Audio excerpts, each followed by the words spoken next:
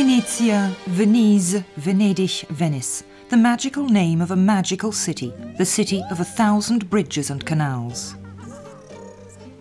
The city of carnivals and honeymoons, known for centuries as La Serenissima, the most serene. The riches of the world were brought in here under the Rialto Bridge, and behind the facades of the palaces, the most glittering parties in Europe took place. But the splendid sophistication of Venetian society was only one aspect of this watery metropolis. Behind the carnival masks lies a history of plundering which goes right back to the origins of the city. Its history begins with a forced exodus. In the 5th century, many Romans fled to the north, away from the invading Huns. They were driven as far as the Adriatic islands, where they finally found shelter in the Lagoon of Venice.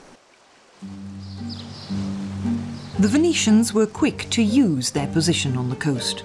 Gondolas and larger boats were built, a merchant navy developed, and soon the Venetians were bold enough to sail as far as the Orient. Their trade routes later extended further to the north and west, with expeditions reaching the Canary Islands and Senegal.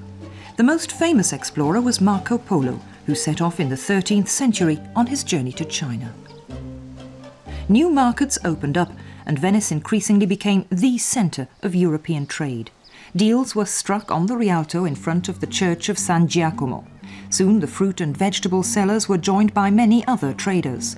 Salt from Venice's own lagoon was for sale, along with pepper from India, furs from Russia, and silks from the Orient.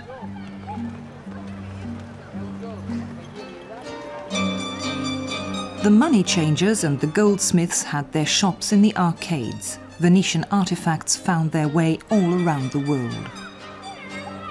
In the 13th century, a small group of artisans began glass blowing on the island of Murano. Their little workshops eventually developed into a large industry. Venice became a centre for crafts. One historian describes it as the jewel case of the world, but not all the beautiful things in Venice were produced by the locals' hard work. What Venice couldn't buy, it could usually find a way of stealing.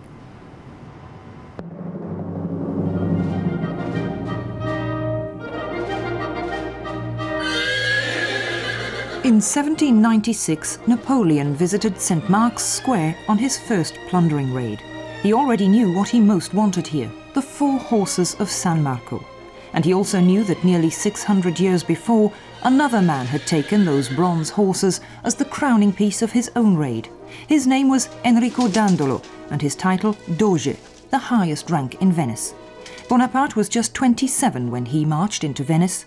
Dandolo had been 95 when he left, and almost blind in both eyes.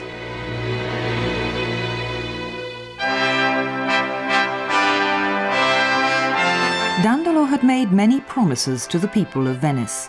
In the Church of San Marco, he'd promised in the name of the cross to sail to the Holy Land and join the French there in fighting the infidels. But the crusade became a simple raiding trip. On the way to Jerusalem, Dandolo changed course, turning his troops north towards the centre of the Byzantine Empire. He was moving in on his new target, Constantinople, the modern-day Istanbul.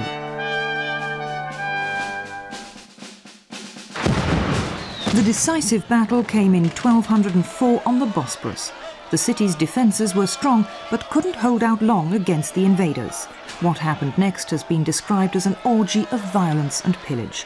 Christians butchered Christians. The Crusaders had defeated their own brothers in the faith.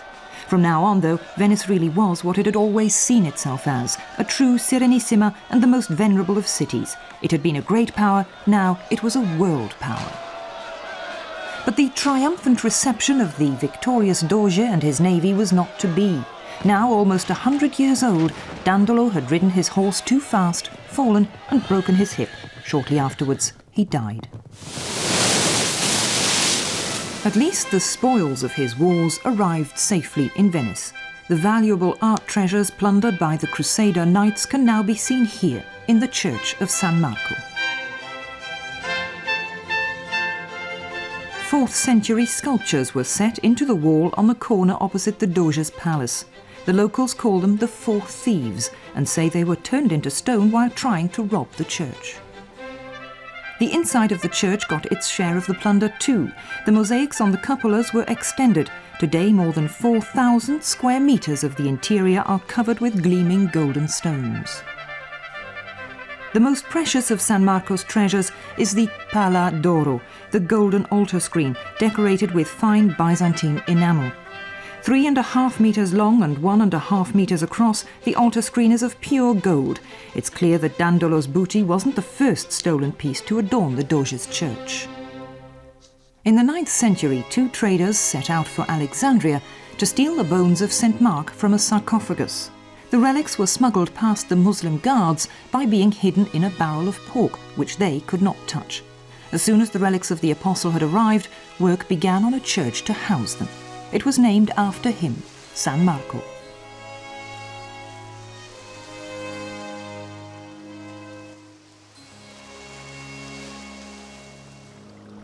Before the age of the railway, Venice could only be reached by sea. Anyone coming in past the 2 columns would know whose territory he had entered. The Lion of St. Mark and St. Theodore, Venice's earlier patron, stood not least for the Republic's determination to make short work of dissenters. Even Doges had to learn this, and sometimes it was a painful lesson. Marino Falier was one such Doge. By around 1350, he had already had to suffer several political setbacks, and now he heard rumours that a young patrician was paying court to his wife, and was boasting about it to boot.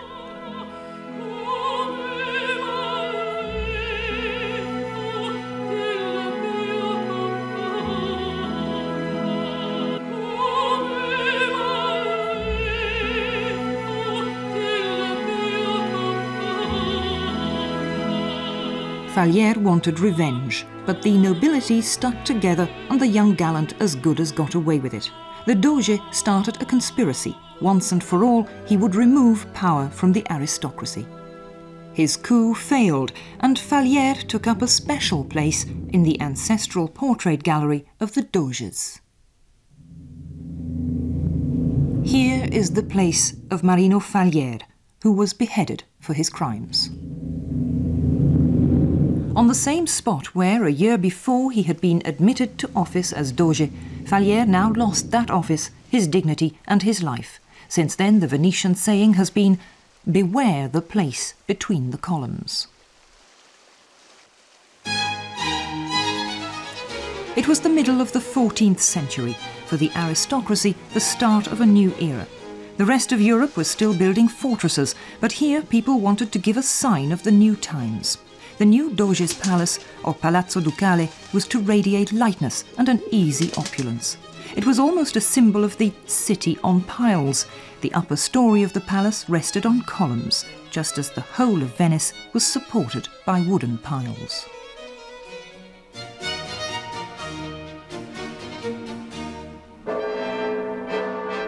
An avenue of triumph was also built for the Doge, leading to his official palace. It leads from the Campanile to the Porta della Carta, the main portal of the palace, and ends at the Scala dei Giganti, the giant's staircase, which was named not for its size, but for the 2 colossal statues by Sansovino, Mars and Neptune, who stand for the Venetian state's dominance on land and on the high seas. This is the spot where the new Doges were sworn in, and Falier's fate was to be a lesson to all of them. The Italian poet Petrarch mockingly called the Doges slaves decked out with honours, because they had little power, as a glance here at the kneeling Doge Foscari suggests.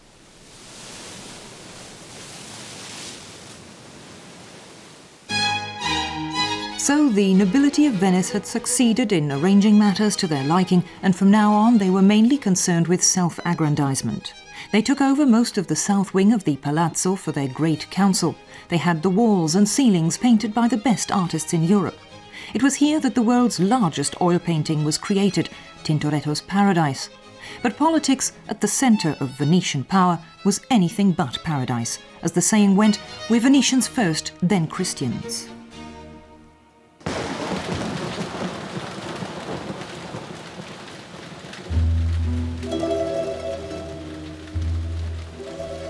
Often, even the powerful men of state didn't know by what dubious channels someone had been denounced. It was on a dull morning in July 1755 when the Republic's inquisitors trapped their most famous victim. A young rake was accused of treason. He was none other than Giacomo Casanova, who had long been rumoured to be seducing young girls. The sentence was 5 years' imprisonment, and the prison he was to be sent to was even then one of the world's most notorious, the lead cells of the Palazzo Ducale. Anyone who ended up behind these bars usually had little hope of regaining freedom, and so the bridge leading to the cells often really lived up to its name as the Bridge of Sighs. But Casanova was not to leave freedom behind forever when he crossed the Bridge of Sighs. He succeeded in constructing a tool with which he dug a hole through his cell wall. His escape made him famous overnight, and his bravado was applauded all over Europe. The Venetian state had been humiliated.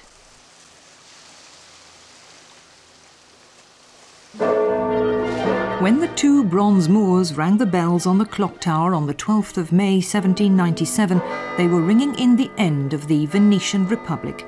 Napoleon's troops were massed before the gates of the city. The Great Council and the Doge Ludovico Manin knew there was nothing to be done but to give up power gracefully, and so the last Doge stepped down.